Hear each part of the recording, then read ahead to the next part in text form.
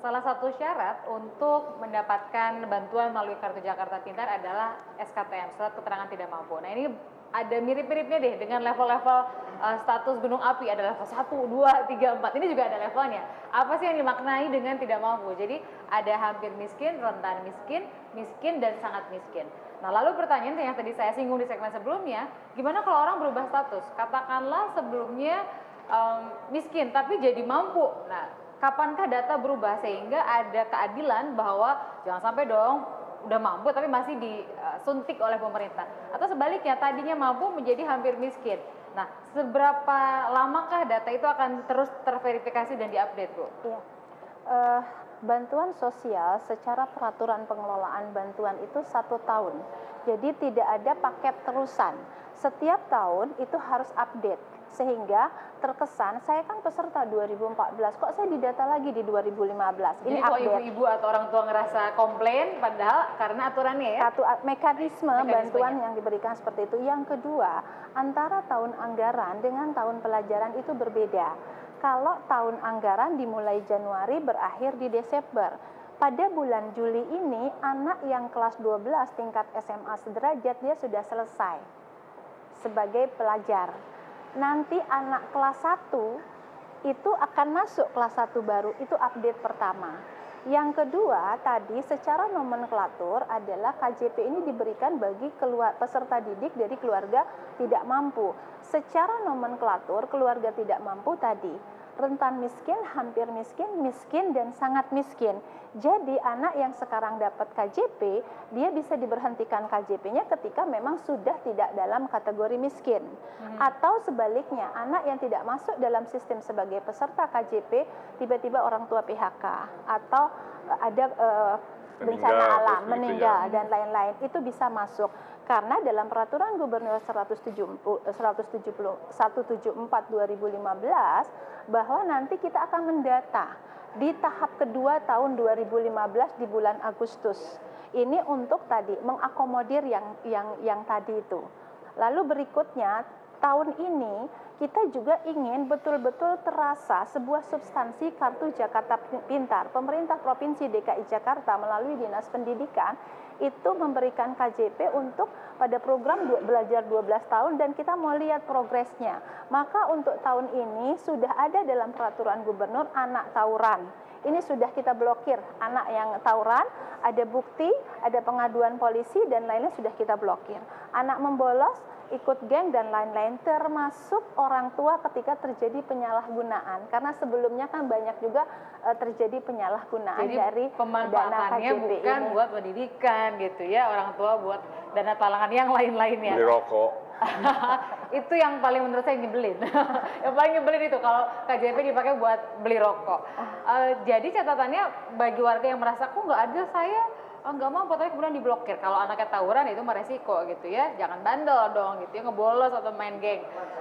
Bu Maya tadi kan dijelaskan bahwa sudah ada datanya, tapi nanti akan dikonfirmasi lagi. Ibu merasa cukup puas dan merasa yakin bakal dapat jaminan nggak dengan jawaban itu? Dari pihak sekolah sudah diyakinkan ya, dari pihak sekolah bakal dapat lah, istilah kata dari semua yang mengajukan pasti akan dapat, dari pihak sekolah seperti itu bilang. Jadi saya sih agak tenang dari pas pihak sekolah udah ngomong gitu, oh ya udah berarti saya dapat, tapi harus sabar lah kira-kira gitu saya bilang mah. Kalau tetangga gitu banyak yang udah dapat? Yang dapat kakak saya, ya banyak lah Bu, yang dari pihak di sekolah itu lumayan banyak. Jadi artinya tahu bahwa memang beneran terkucurkan tapi emang ibu belum kebagian gitu ya. Iya. Nah tadi kan disinggung sama Mas Agus juga Mas bahwa ini pasti ada lah meleset dikit-dikit gitu ya, nggak tepat sasaran. Kalau terobosan diharapkan dari IKTP dan itu kan kebijakan pemerintah pusat, Pemprov bisa melakukan apa lagi sih supaya buat perbaikan ke depan nih? Pendataan warganya, jadi harus betul kan. Sekarang kan apalagi nih habis lebaran nih, kan banyak pendatang. Nah itu kan Pak Gubernur sudah bilang kalau emang ada tempatnya ada kerja dikasih KTP, kan gitu. Nah, jadi data penduduk kita mau kaya mau miskin ada. Nah itu yang mesti dikembangkan. Nah untuk itu karena ini jadi agak terpisah, sebetulnya bisa jadi satu data itu ya, harusnya di data KTP itu kan kelihatan ininya apa kalau memang lurahnya atau RT RW-nya bilang ini miskin, itu nanti pasti ada tanda-tandanya. Tapi kan ini nggak jadi. Jadi saya berharap oke, yang sekarang dilakukan oleh Pemprov bisa jalan saja karena itu akan mengevaluasi program yang sudah diberikan.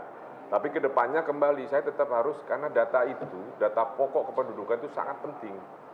Kalau nyari teroris nggak usah cari-cari kemana-mana karena adanya di situ kan. Jadi kalau dia pindah rumah dia harus pindah. Kalau enggak ya artinya dia nanti tidak dapat, tadi salah satunya hak-hak dia sebagai warga negara tidak dapat fasilitas. Bisa pakai nama alias KTP berapa banyak gitu ya Mas ya. Kan saya laki-laki nggak bisa menikah lagi. Kalau sekarang kan saya bikin KTP di Serang bisa.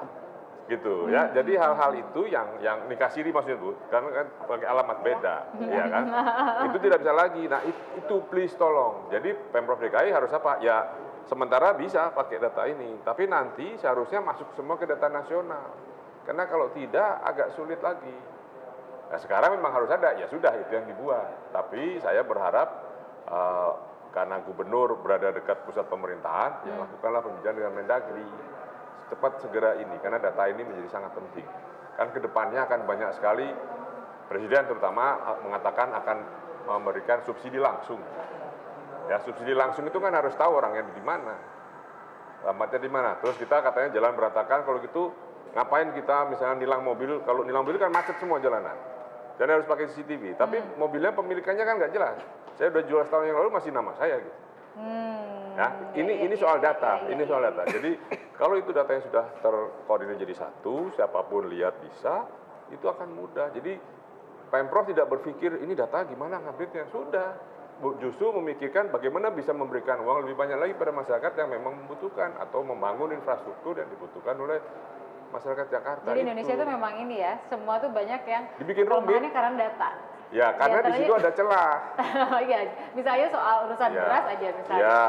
Bisa jadi ada beda tuh setiap institusi soal produksi beras tuh berapa. Ya. Bisa dikurang-kurangin supaya bisa ada peluang impor. Ada lebihan, gitu. Bisa lebih-lebihin jumlah lahan produksi sawah supaya kesannya pemerintah berhasil gitu. Ya. Jadi ya kembali lagi data menjadi sangat penting buat masyarakat modern. Nah, kalau dari sisi pemerintah provinsi, dari sisi data, kalau berharap sama pemerintah pusat itu kan urusan yang lain lagi, meskipun dekat tuh ya, tinggal intip-intipan di sana Mendagrinya.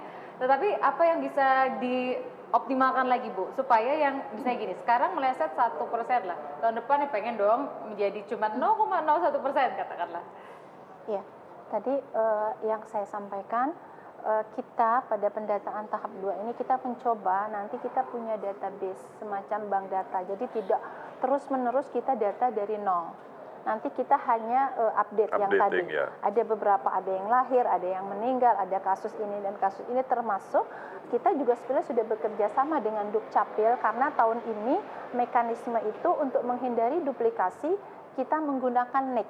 Jadi memang ID KTP gitu. NIK itu tadi, sehingga ke depan juga kita berharap, karena kita juga punya kendala ketika QQ-nya itu ibu kandung di dalam rekening si peserta KJP. QQ itu nama ibu kandung. Ketika ibu kandung meninggal atau ketika terjadi perceraian antara ayah dan ibu, ini kan ada data wali yang memang harus kita update.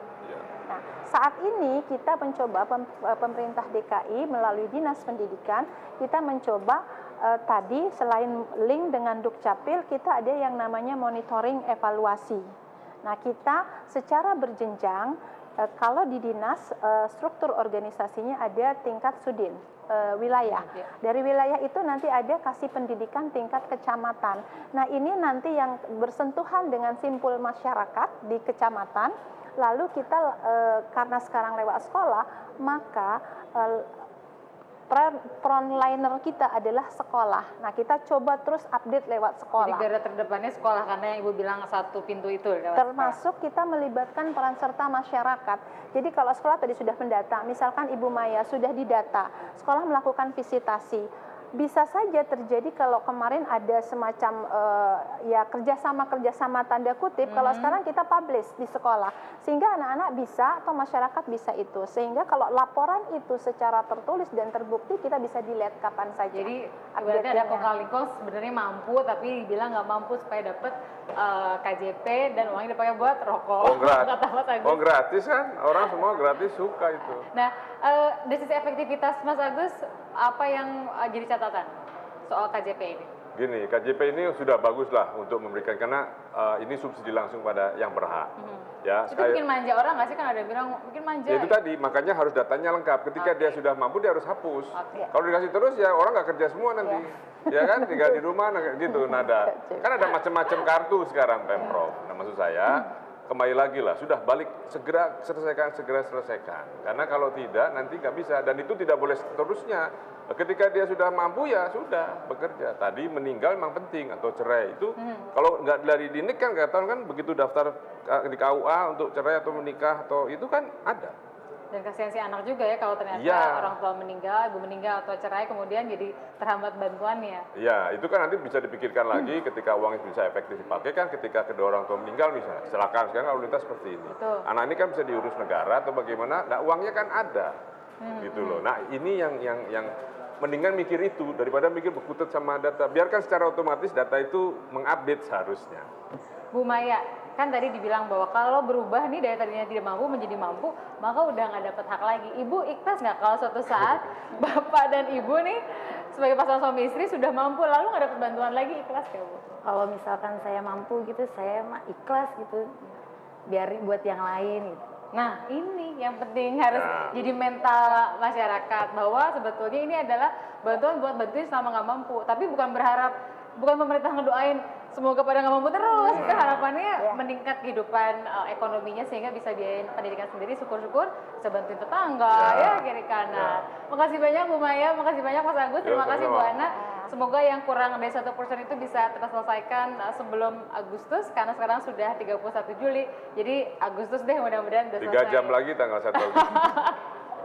Besok Sabtu lagi, nggak efektif. Kita lihat perkembangan deh nanti di bulan Agustus bagaimana pembagiannya. Mudah-mudahan nggak nyampe 2 minggu Bu Maya udah dapat, dan 4 ribuan lain yang belum dapat juga sudah mendapatkan yang seharusnya menjadi haknya. Kita tutup Talk to Anjus malam hari ini. Terima kasih sudah bersama dengan kami 1,5 jam. Saya Tina Talisa. Selamat malam, selamat berakhir pekan. Makasih banyak Ibu. Terima kasih.